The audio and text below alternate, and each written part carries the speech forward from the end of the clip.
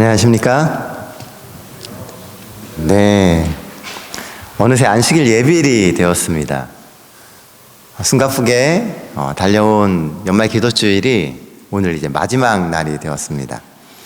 여러분들에게는 이 한 주가 아주 기나긴 한 주셨습니까? 아니면 너무나도 빠르게 지나간 한 주셨습니까?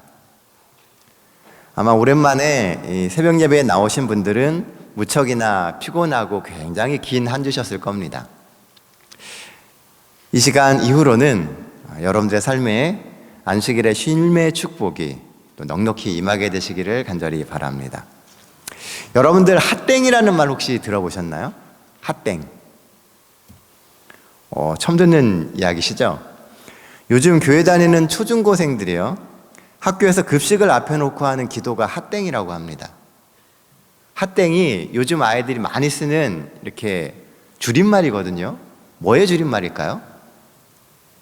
하니까 하나님일 것 같죠. 그리고 땡은 땡큐입니다. 하나님 땡큐, 그러고선 아이들이 식사를 한다고 합니다. 뭐가 그리도 바쁠까요?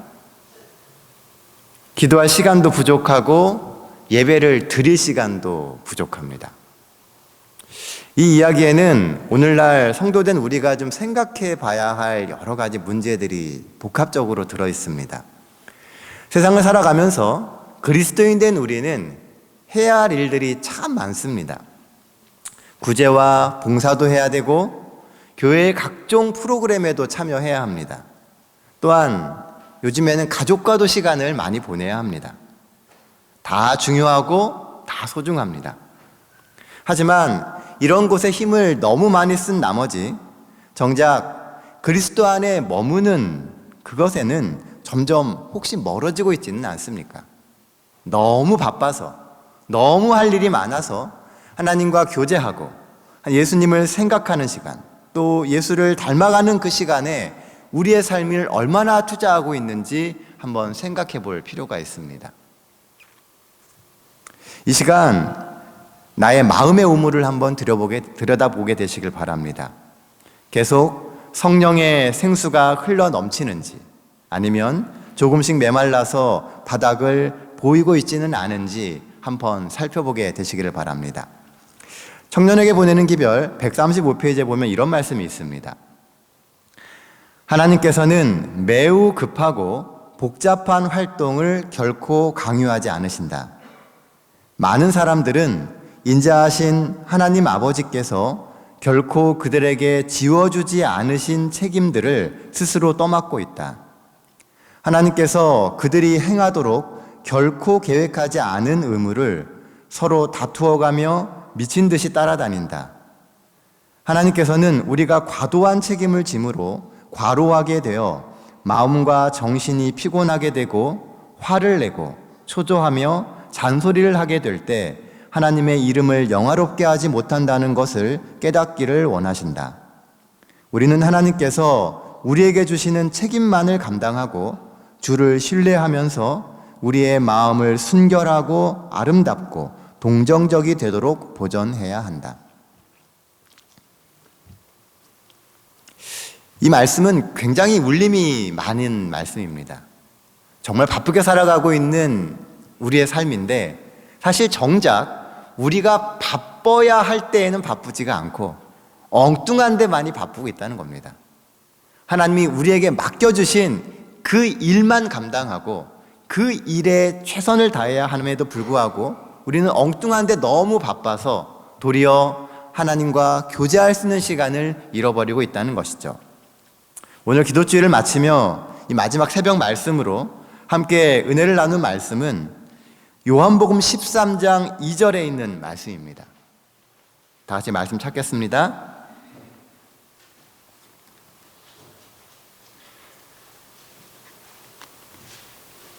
요한복음 13장 2절입니다.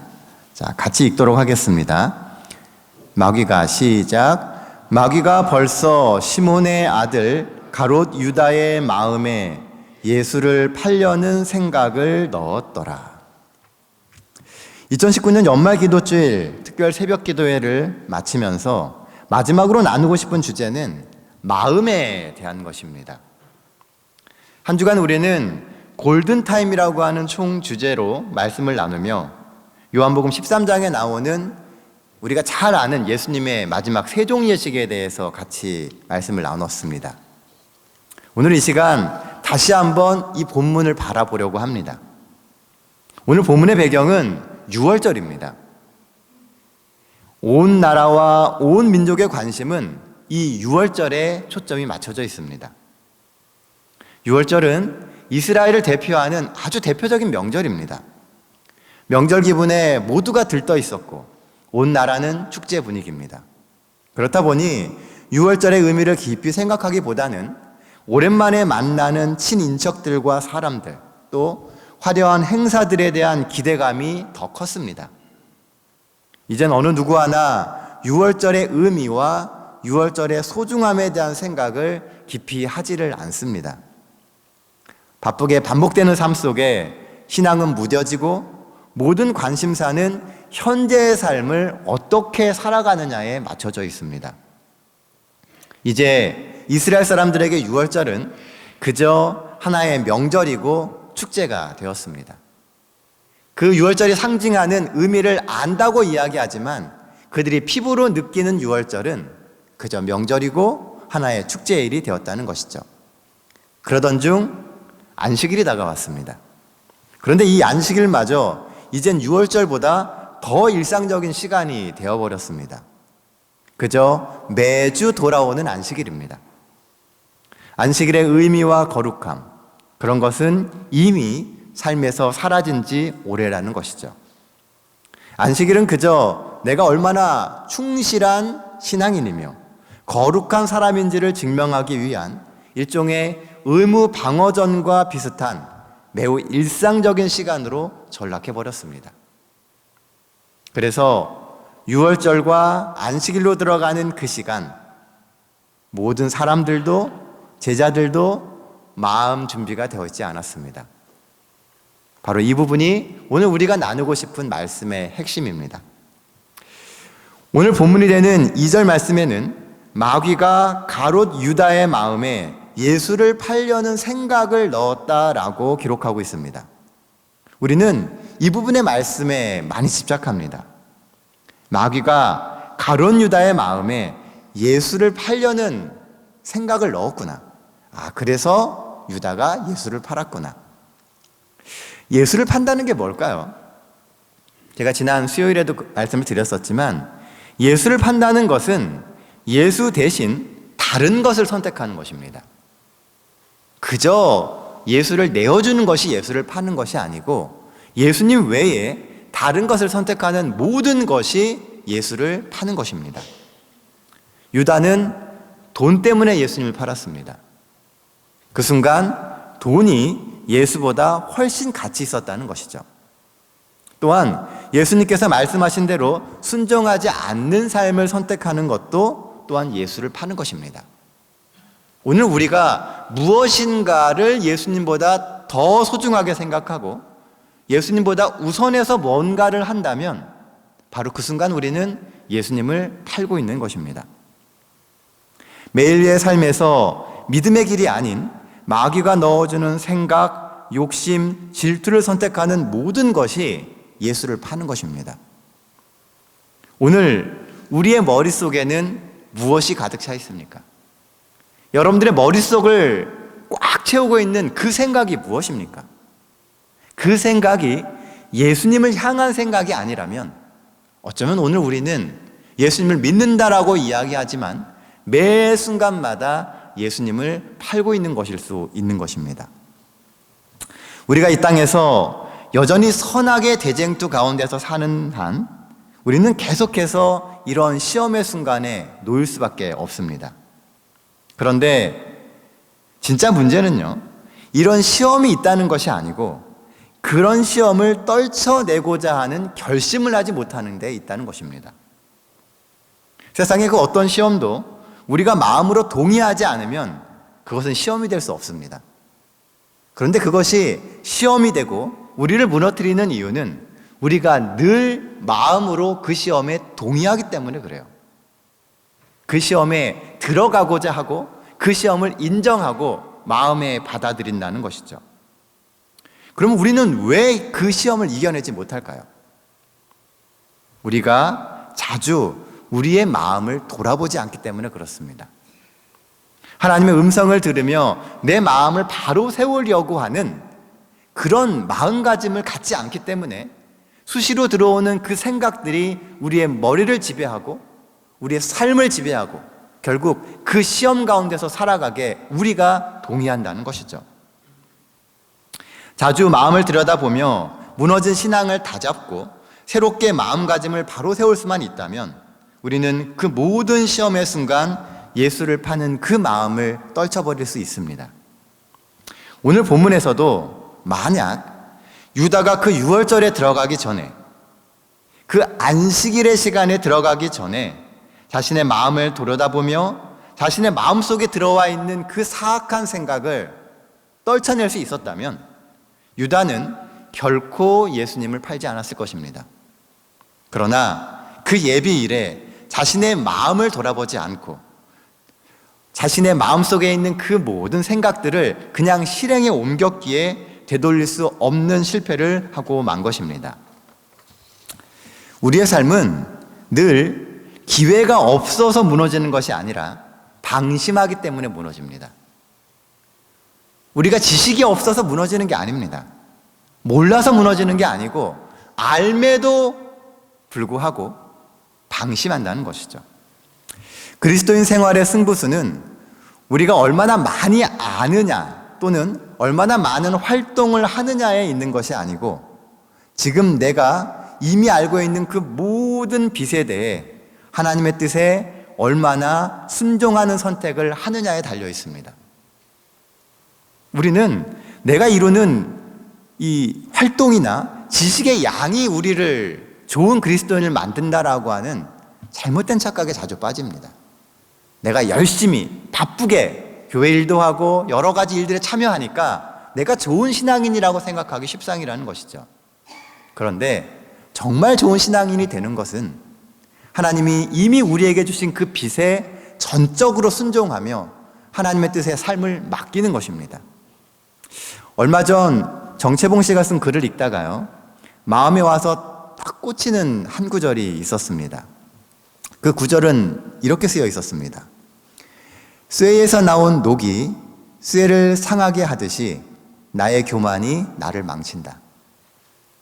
그 탄탄했던 쇠가 녹이 슬기 시작하면요, 그 쇠에서 나온 그 녹이 쇠덩어리를 상하게 만듭니다. 마찬가지로 단단해 보이는 나의 삶에, 나의 신앙에 교만이 나를 망친다는 겁니다. 너무 단단해 보이고 완벽해 보이고 충분해 보이는데 그 교만이라고 하는 것이 싹트기 시작해서 결국은 내 삶을 다 망쳐버린다는 것이죠. 하늘에 그 찬란했던 천사였던 그 루스벨도 교만이 그 마음 가운데 싹트기 시작하자 결국 사단이 되었습니다. 완벽한 지력과 완벽한 모든 것을 갖추고 있었음에도 불구하고 그 교만을 그냥 놔두게 됐을 때 그 교만이 마음을 다 장악해버리고 그의 삶을 바꿔서 사단이 되게 만들었던 것입니다. 교만하면 방심하게 되고 그런 방심은 결국 치명적인 실수를 하게 만듭니다. 하나님께서는 우리 모두에게 우리 뜻대로 아무렇게나 할 수 있는 보이지 않는 집을 한 채씩 주셨습니다. 그 집의 마음은, 그 집의 이름은 마음입니다. 내 마음에 무엇을 채우느냐, 비우느냐는 말 그대로 내 마음대로입니다. 어떻게 꾸미고 어떻게 가꾸느냐도 내 마음대로입니다. 그리스도인이 된다라고 하는 것은 어떤 시점에 한번 그리스도인이 되기로 결심하고 선택하면서 되는 것이 아닙니다. 도리어 늘 하나님께서 나를 온전히 소유하실 수 있도록 매 순간 계속되는 선택으로 살아가는 것이 그리스도인이 된다라고 하는 것입니다. 매 순간 우리의 마음을 바로잡아서 하나님께 드리고 하나님의 말씀에 순종하기로 선택을 해야 우리가 정말 그리스도인이 된다라고 하는 것이죠. 요즘 우리는 느헤미야서를 공부하고 있습니다. 바벨론의 포로로 잡혀와 있던 유다 백성들은 그 마음에 고국에 돌아와 성전을 건축하고자 하는 생각이 가득했습니다. 그것을 꿈꾸고 그것을 기도하니까 결국 유대 땅으로 돌아올 수 있었고 그곳에 성전을 지을 수 있었습니다. 오늘날 하나님의 성전은 믿는 이들의 마음입니다. 이 마음에, 수도 없이 무너져 있는 그 마음에 하나님의 나라를 그려야 정말 우리의 마음에 하나님의 나라가 임재하실 수 있는 것입니다. 오늘날 수많은 그리스도인들의 무너진 마음에 온갖 사악한 생각들이 가득해지는 것을 생각하면 눈물부터 나오지 않습니까? 세상을 바라보고 특히 내 주변에 있는 사람들이 무너져가는 것을 볼 때, 또 정말 그리스도인이기를 간절히 원하는 내 삶이 어느 순간 무너지는 것을 볼 때 눈물이 나지 않습니까? 우리는 유다가 될 수도 있고 베드로가 될 수도 있습니다. 유다도 실패했고 베드로도 실패했습니다. 그러나 마음을 돌아보는 사람은 실패에도 일어날 수 있습니다. 실패 그 자체가 문제가 아니고 마음을 돌아보며 하나님께 돌아오게 될 때 다시 일어날 수 있다는 것이죠. 비록 넘어져도 다시 일어나 앞을 향해 나아갈 수 있습니다. 그러나 마음을 돌아보지 않는 사람은 사단의 지배 아래서 영영 헤어나올 수가 없습니다. 우리의 모든 상황에 하나님께 감사드리십시오. 그리고 그 순간순간마다 우리를 붙들어 주시는 그 하나님을 굳게 붙잡게 되시기를 간절히 바랍니다. 우리의 외적인 것이 우리를 지배하게 할 필요가 없습니다. 우리의 상황이나 우리가 겪고 있는 그 여러 가지 일들이 우리의 삶을 주관할 수 없습니다. 우리의 마음을 하나님께 드려야 합니다. 이러한 우리의 선택은 우리의 삶의 습관이 되고 결국 그 습관이 우리의 성품을 만드는 겁니다. 예수님을 닮는다라고 하는 것은 매일의 순간에 우리가 선택하고 하나님의 자녀가 되기로 결정하고 그것이 일상적인 습관이 되어서 성품이 되는 것입니다. 사랑하는 성도 여러분, 여러분들의 마음의 우물을 들여다보십시오. 내 우물에는 늘 예수님의 모습이 비춰지고 있는지, 아니면 사단의 쓴물이 계속 우리 속에 예수님의 모습을 흐리게 하고 있지는 않은지 분간해야만 합니다. 희대소망 645페이지에 이런 말씀이 있습니다. 희대소망 645페이지입니다. 그 사랑의 강권하는 능력을 유다는 느꼈다. 구주의 손이 더럽혀진 발을 씻기고 수건으로 닦으시는 그 순간 유다의 마음은 즉시 그의 죄를 회개하려는 충동으로 떨렸다. 그러나 유다는 자신을 낮추려고 하지 않았다. 그는 회개하지 않기로 마음을 굳혔다. 잠시 동안 사라졌던 옛 충동이 다시 그를 지배하였다. 예수님께서 발을 씻기시는 그 순간 유다의 마음이 움직였습니다. 예수님의 사랑이 그 마음을 만져주셨고 유다의 마음에 죄를 회개하려고 하는 그 충동이 생겼습니다. 그러나 유다는 회개하지 않기로 마음을 굳혔다라고 이야기합니다. 결국 누가 결정한 거예요? 유다가 결정한 겁니다. 그래서 유다가 예수님을 팔 수밖에 없었던 것입니다. 마음의 우물을 들여다보고 주신 그 기회의 마음을 붙잡으십시오. 우리는 지난 한 주 기도주일로 말씀을 듣고 또 기도했습니다. 지난 한 주 우리의 마음을 붙잡았던 성령의 음성이 있습니까? 하나님이 여러분들에게 말씀하시고 여러분들의 마음을 동하게 하셨던 그것이 있습니까? 그 말씀을 꼭 붙드십시오. 믿음은 하나님의 임재와 협력하려는 우리의 의식적인 선택입니다. 하나님이 우리에게 주시는 그 마음, 그 말씀을 의식적으로 붙잡는 것이 믿음이에요. 상황이 돼서 따라가는 것이 믿음이 아니라 내가 뜻을 가지고 의지를 가지고 하나님의 말씀을 붙잡는 선택이 믿음입니다. 이 아침 하나님의 임재에 마음과 모든 뜻을 드리기로 선택하십시오. 돌이켜 이 한 주간 우리의 마음에 들었던 결심과 각오를 믿음으로 붙들고 삶에 실천하게 되시기를 간절히 바랍니다. 이렇게 또 한 해가 흘러갑니다. 예수님의 재림은 이렇게 한 해가 또 가까워졌습니다. 재림을 고대하며 예수님의 인도하시는 그 음성에 따라 늘 예수님과 함께 동행하는 삶을 살아가시는 우리 대학교의 모든 성도님 되시기를 간절히 바랍니다. 2019년 우리가 지나왔던 그 많은 순간들이 비록 실패하고 넘어지는 순간이 있었다 할지라도 이 순간 다시 회개하며 하나님을 붙들고 인도하시는 하나님의 뜻에 우리의 삶을 전적으로 드리기로 결심하시는 우리 대학교의 모든 성도님 되시길 바라며 2019년 연말 기도주일 새벽 기도의 말씀을 마치도록 하겠습니다.